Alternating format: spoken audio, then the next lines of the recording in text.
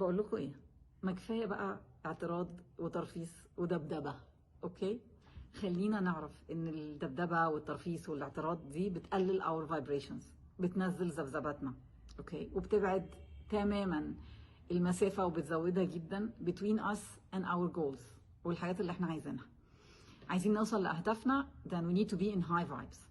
يعني ايه هاي فايبس؟ يعني نكون مبسوطين، يعني نكون متفائلين، يعني نكون ابعد ما يكون عن الخوف والقلق والزعل والغضب والحاجات اللي بتضايق والنيجاتيفز والسلبيات والحاجات دي كلها.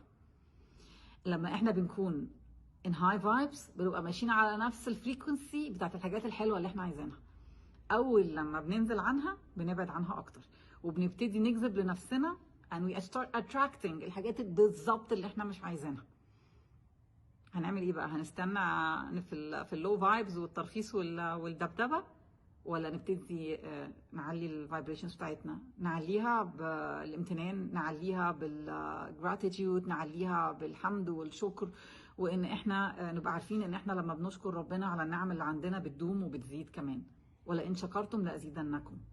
Let's start فعلا practicing some gratitude ونبطل تذمر.